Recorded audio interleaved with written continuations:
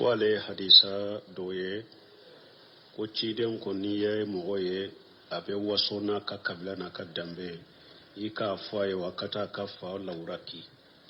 ube ka faye ka gelo be chogo de hadisa imbe asahalendo ni ala sonna sera una nyogona ma yormi domi o ambe hadisa nunu fara nyogon kai hari dondola utara kele yoro dola ali ansari ni muhajiri do kelela muhajirin ko ya alal muhajirina ali ansari ko ya alal ansar ni nyaka kabla mo wala ni nyaka kabla mo wala cidin ko dawali jahiliya ana baina ajhurukum utrukuha jaruha fa innaha mumutina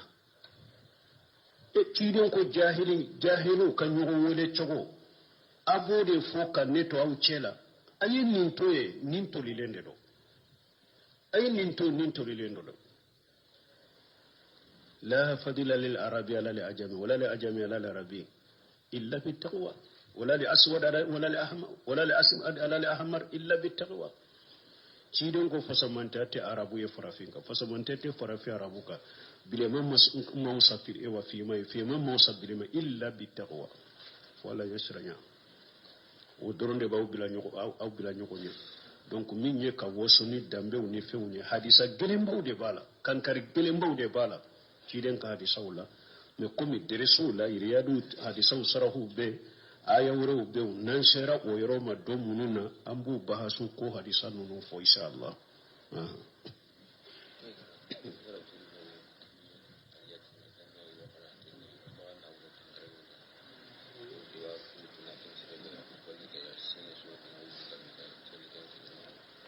ko do ko nyinin kalila ko aliyatima dewundo kan na furo be wulu bolo wabi duru ko do ko aka wabi duru indi alema aka jago kenai ka baraka kono sangu sabe watan faraka ko be chogodi don ke bawo ko ni nya qararu ye nintebe ko sangu sanka watan faraka nintebe basa besika ke san kono sanja tebe ni eyake ite watan so saundo besika ke sammu mebe baraka kono predi bisoro watan te so don ke bawo ko ni mbara chogo haramu do ni nya hararuye na te nya ko abake al mudarabatu munye wabi duru fule ibe baraka kono ni sangile mana ni jate kera ni tono mi soro la betila ebe tilanche be farali atime kan nafoloka ube abe ake ni tono mi soro la amba tila sabaye ebe kelenta fula be farali atime kan nafoloka ube ebe fulata kelembe fara ali atime kan nafoloka ala kulli hali tono ko ni bembe ke odela bembe ke tono indela na benna tono intila chogola chogomi abode te me sango sawa tambe faraka otebe oye qararuye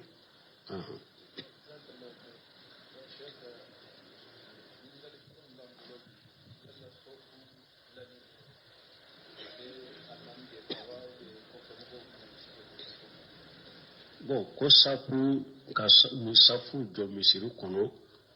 abe almami de ka ube ko fe mo sembala safu joli be almami de bolo me ko fe mo be se ka deme cide sallallahu alaihi wasallam nana hadisa sahalu na sebo ko cide ni salli jora cide ti kabaru fil abara fo ka safa be dalla kenyede sani jamaka chaya ire cide kan misira le ire de be do safa be chela kelenkele ale ire de be tama safa u chela na be sebo ka kamau nu abe ka kamau maga ka kamau la istawu ku dala ken ninni mbole na bafo e way kaddo ninni mbenye fa bafo e kasage kofe ayire de bu tilena boloy ci de nyere tilela sebo ko fo an yere yen nin durusi ci de mbolo kan ninja temina bolo ni safu dora dra nyere be joka tile ci de nyere de tumbujo ni safa be dora wakati mi de abe kabaru fili kado salela botuma mi jama chayara umaru tilela anu usmana tilela mishiri kono ni fe safa uye uyere bo tile ko fe safa ube mo do nyamare ka ko fe safa tile ni ko fe safa tile la puni afuye ko safa tile la ube kabaru fili kasallini mo ye donc safa tileli be almami de bolo aka mogo la tile uba kafo mogo ye sana kado salila ayetile aka gere nyogona kofe la fana la bisa ka mogo nya maria u ka nyogon tile ni safa tile la abedo salila ne kon yesu nay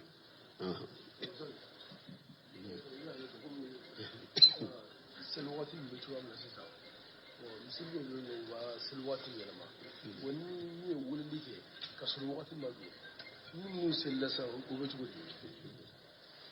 ko salli wati bo nunu na nyogona mu manka mo sempulu kato ka adadola ni jamana na ya sura wuri ganazira ni fama wuye an islama nyema ni salli wati konya kan kasuru de boro ni ekelen ko mogo ka salli masaha ube ekelen ko ni salli saha woye de kam manka ni problème de do misiru kono donc ni te mogo kelen balaye nde a ñini ala fe min ye an ka jamana faamaw ya ni minnu be silamiya ɲɛmaya wula olu ka se ka sigi ka dan sigi nin na ni jamanadenw bɛ se ka baara kɛ n'a ye cogo min saudiya ta filɛ tɛkiwi min filɛ n'u bɛ baara kɛ n'a ye silamiya koɲa bɛ minnu bolo ani faamaw olu de y'a dila k'a di mɔgɔw ma minisiriso de bɛ yamaruyali kɛ ni application ni eri donna dɔrɔn jamana misiri bɛɛ ka salli wɛrɛ o bora ulu ka ewa misiru kibariya be ministry min bolo o bora o de feo fama de kanya marukando application mun fule o ko fi har qataw min tumbala ko fajiri kuba wala fajiri nye application be fajiri wala li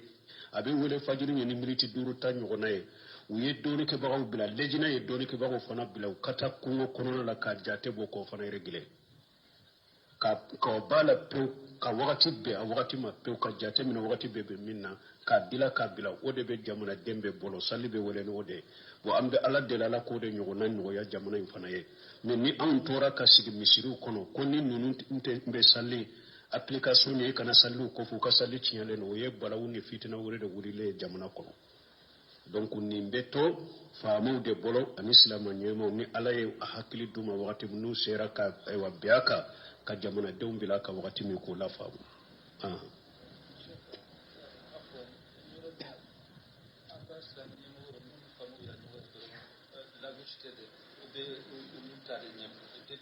anyo de fo ala ka akrimande de ma no be se ka ke ko wa alaikum salam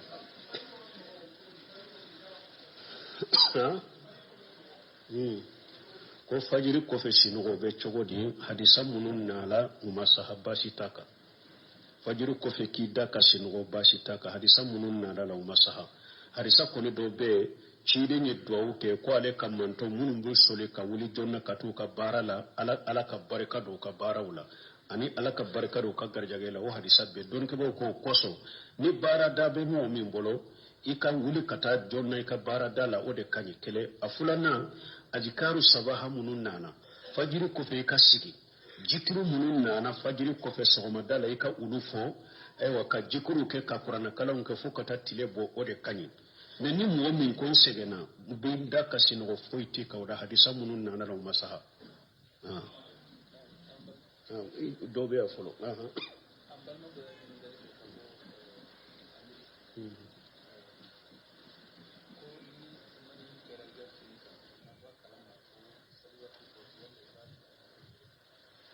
bo comme ni na bi akeri ka finila o sallu wati do ko fede e ya ye mabwa kalu ba ke chogodi bonna ya soro mani ni soro shigo de la e yere ya do ishogora de la waji mbori la shigo de la bo doni kama kun ni sugu bo iye salli laba mi salli o ko fede iye la waji nye yere la mani ni yere la e yere ba do fana ishogora de na bora ila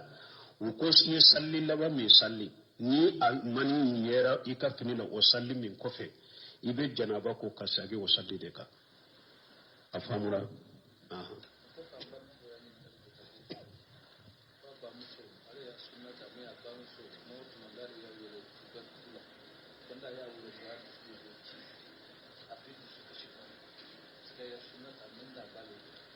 como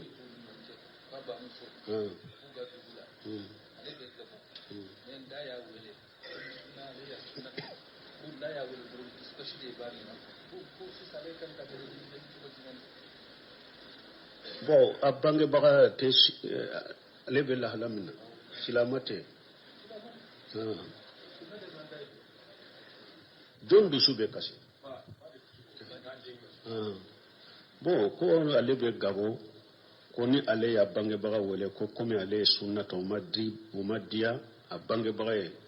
ko bange baga be dusu kasi ale koro ale be munke bon ambe ala deli ala ka bange baga kanda ale ye sunna famu chogomi ambe ala deli a bange baga fana ya ka sunna famu chogo kelena ani fana ale fana ka duwa ke ya bange baga wakati be ala ba kanda chogomi abu hurata fule abu hurata tumama donna silamiya la babe kafiriya la na wubunata tunkera a bange baga musulman bato baga do kosobe bange baga bato la ngana de tunya abu hurata abe silamiya la a babe kafiriya la dongo do babe nani ni do fo cidenye abe ciden nani ube abe silamiya nani fo wakati do la abu hurata be kasi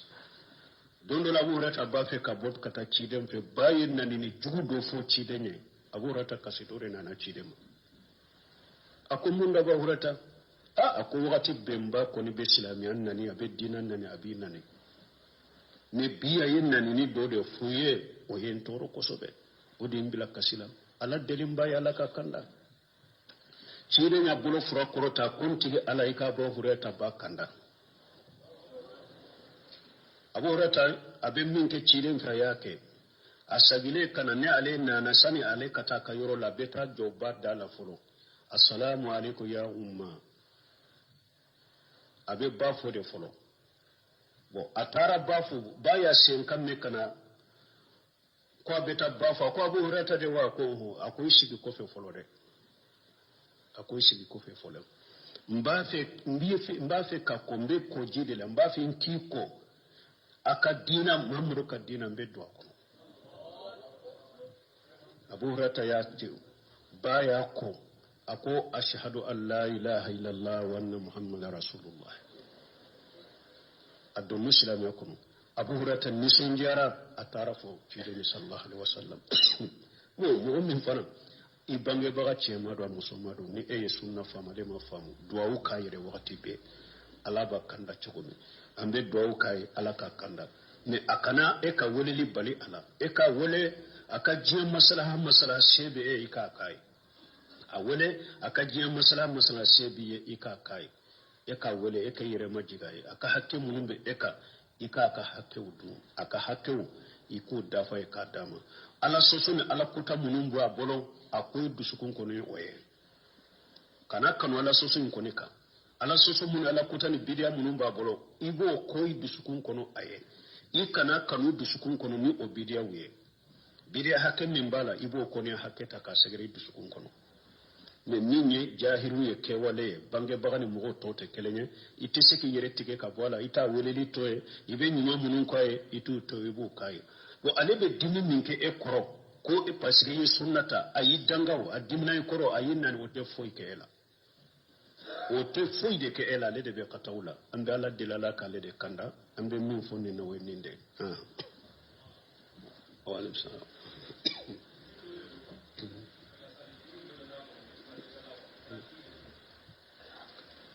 o ko misiri do de be farla sali duru be ka ko juma te salla kono be chogodi o misiri be se ka ke fardaw be salla kono be juma te salla kono parce que jamana kono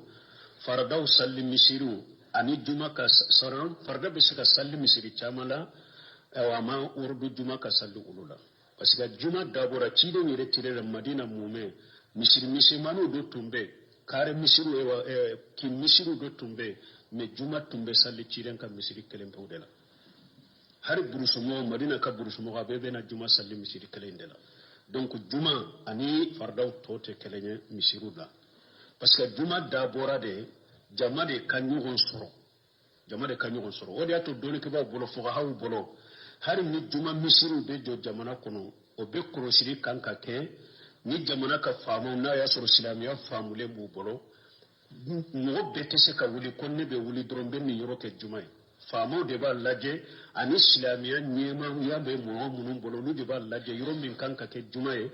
abeke juma mo be sallaka yoro min manka ke juma ni farda de kanka bilaye dro farda misir be duma drobe farda salle juma bebe nyugon soro yoro kele ube yoro fula donc ewa juma ka sariya ani fardaw tate kelenye misiri do be se ka ke fardaw be salla kono me juma te salla kono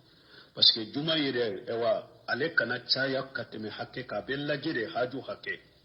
abella jede ni mo hakku ewa juma fula be mo bolo dugu kono juma fula be duma ni juma saba de be mo bolo jama kacha bete sila mi so juma fula ko be ke sabai ube jamano be chogo mi ni bato chogo te kelenye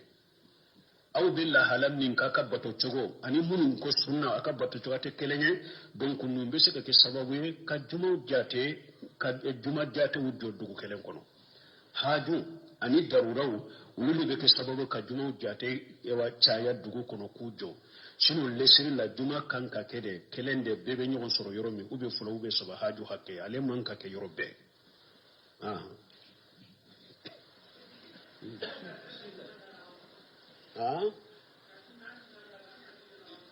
namanya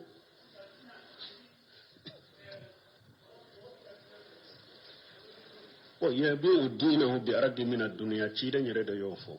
ako badiru alay min yin ka ko ki ka dina fere ko be ke chogodi cidan de ko badiru bil amali fitanan ka qitay layl mujlim yusbihu rajul mu'mina wa yumsi kafira wa yumsi mu'mina wa yusbihu kafira yabi'u dinahu bi ardi min ad-dunya cinden de kwa kwaye teleya aka bara ni monke alaye fitina bena jinyallaba ulu dimilende de komi su dibi dugu be je mo dola e mu'miniye ni ula fila be seybe ke kafiriye ula fila be mo do sor mu'miniya la ni dugu be je kera kafiriye ni atigi bake kaka dina fere jinya nafama abaka dina fere jinya nafama umisaraye jumaye kafiriya kuma ni sariya do be se kana jamana kono uni tawhidi teta uni sunna teta uni salafiya teta akuma do yere foli be ke sababu ya kibo islamiya kono me do yoro kama ni nema ni kuma fo ibimbo nka joyoro la ni kuma kadi jamana dawunye ni nema fo bimbo nka mbonka joyoro la ube ni nema ni kuma fo sarami mbe dinema abetige ube ni nema ni kuma fo jama min be nofe abe chare ka bonna o kera sababu yi kuma info ka soro islamiya sare la kuma man ka fo ninde ko yi ka dina fere jiyama ni kuma yi kafiri kuma de sogoma ni mu'mini ni ya fo wala fi be kafiriya ni kuma ube kewale ni kafiri kewale de ni wala fi mu'mini sani dugu ka je ya ka wiya fi be kafiriya ni bi ka dina fere jiyama koro do ye hada madin ka yi ka dina foli toye ubi ka dina ewa keli de toye jiyan nafa do kama imma tanuni mogo ka tanuni kama ninye nin kuma fo ninye nin ke wale fe ninde alate ninde chiden tade men bella gosi bo pour boy ka to kin tanun kana nin fon kana nin ke yi ka dina fere jiyama ube nin jo yoro min fune ninye ni tora ka ala tafu ka chiden tafu ka ala taki ka chiden taki ubene boya ala tafu li tora chiden tafu li tora keli tora iyi ka dina fere jiyama misiri kono sara do de beta ka dima kalo ala tayi ninde de chiden tayi ninde de ne ninde nda bo akoro ube nya ke sara min be dinne ma betige iya foli to ya keli to iyi ka dina fere jiyama amisale nononde Walaikum salam. Atau kelena. Aha.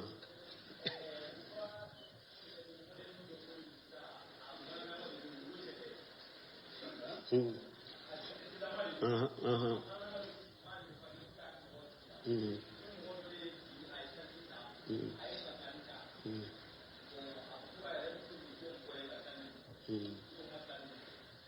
Bo ko si soti manala madero bora no ba fu mi makufi ko golote ko manade do ko alaye doye ko ay salija ay salulike ka oka asallerani mugowe bonna ya soro aye kufi ndo saliji dafalenka ama bo fana saliji tinyana ba fi ka saliji wureta abe salulika ka foitala munun ba fo ko kufi ka ke golonde delila sabatilen tubolo hadisan na de dro kufi ka saloli kaka ube ninye e wasisoti ka saloli kaka me ka fo ni golo de be saloli kaka ni mana do be saloli kaka delila tola qur'ana tola hadisa tanke kufi ye Sheikh Islam Ibn Taymiyyah ko tanke kufi de abe esenna kufi golo la mabe chugumi afana be ewase farda yuru datu abi senna adonna saliji da falenka ewa golo teo ewa sisoti minye ewa kori mugula mayo sisoti minye ewa suya ibe saloli ka beka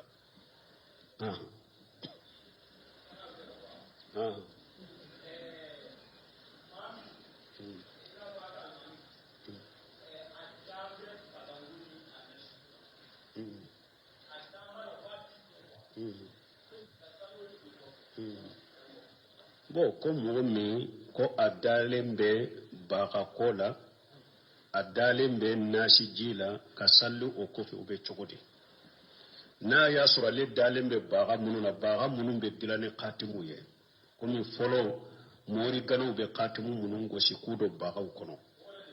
adalembe uludela sallite saha kofe almami binni mbara ko be hara takati ako fenta la dalemba la kana salla kofe akofe sallite saha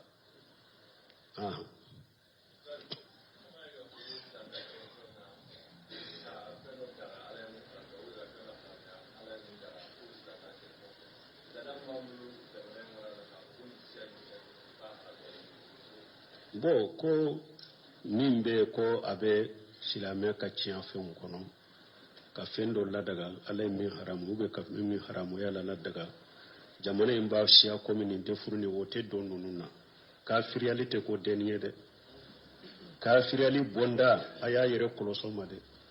donu ke baw ye kankari berebere bade da kafiriyali yorola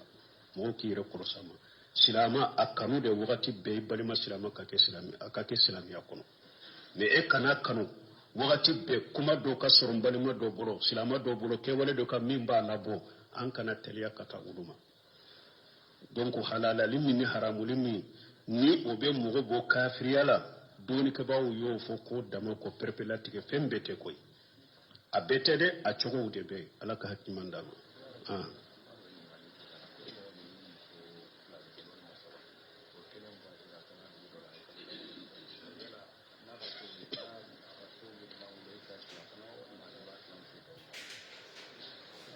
ko ni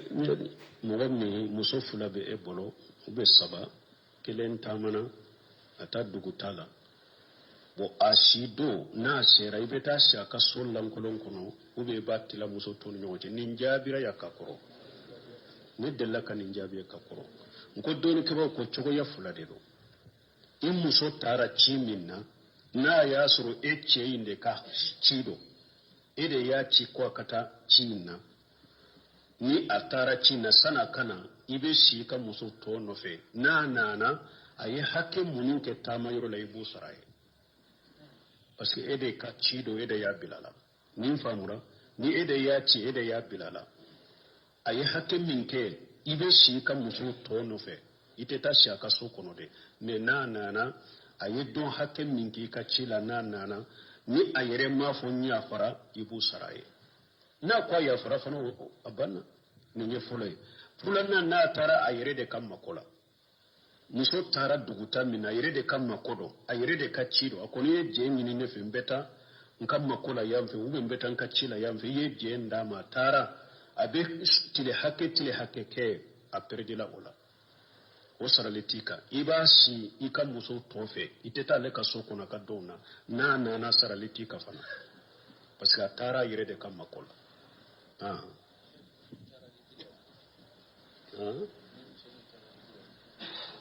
ni musomi na tara hiji la hiji nya ayere makode akabbatore do na tara hiji de la waya yere makode donc o do saralitika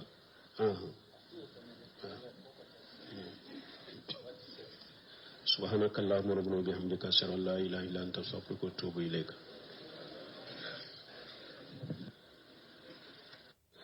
kwale hadisa doye ko ciden ko niye mogoye abe wasona ka kabila na ka dambe ika foye wakata ka fa lauraki ube ka foye ka gelo be chogo de hadisa imbe asahalendo ni ala sonna sera una nyogona ma yoromi domme o ambe hadisan nunu fara nyogon kai hari dondola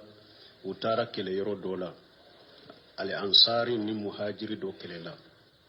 muhajirin ko ya ala lil muhajirina al ansari ko ya ala lil ansar ni nyaka kabla mo wele ni nyaka kabla mo wele cidin ko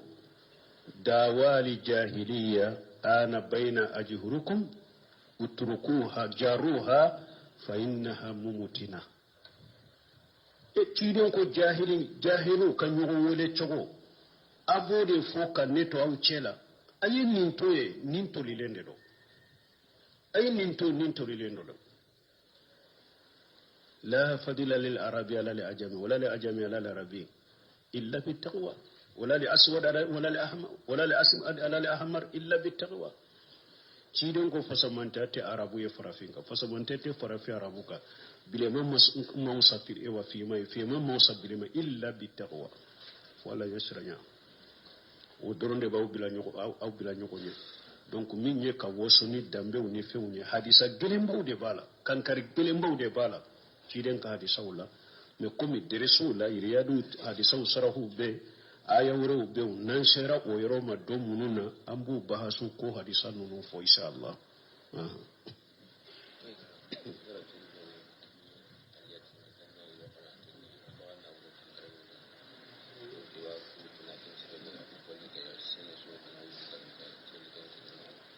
ko do ko nyinin kalila ko aliyatima dewun do kan na furo be wulu bolo wabi duru ko do ko aka wabi duru indi alema aka jago kenan ka baraka kono sangu sabe watan faraka ko be chogodi don ke bawo ko ni nya qararuye nintebe ko sangu sanka watan faraka nintebe basa besika ke sankono sanja tebe ni eya ke ite watan so saundo besika ke sammu mebe baraka kono predi bisoro watan te so don ke bawo ko ni mbara chogo haramu do ni nya hararuye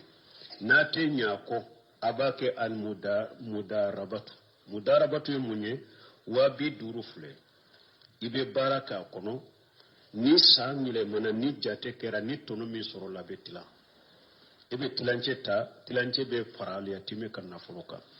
ube abake ni tono mi soro la amba tila sabai ebe kelenta fula be farali ya time kan na fuluka ube ebe fulata kelembe fara ali ya time kan na fuluka ala kulli hali tono ko ni bembe ke odela bembe ke tono indela na benna tono intila chugula chugumi abode te me sango sawa tambe faraka ote be oye qararuye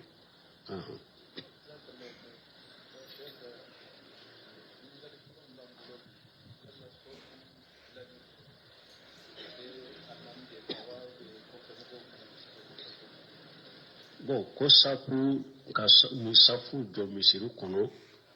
abe almami de ka ube ko fe mo sembala safu joli be almami de bodo me ko fe mo be se ka deme cire sallallahu alaihi wasallam na hadisa sahalu na sebo ko ci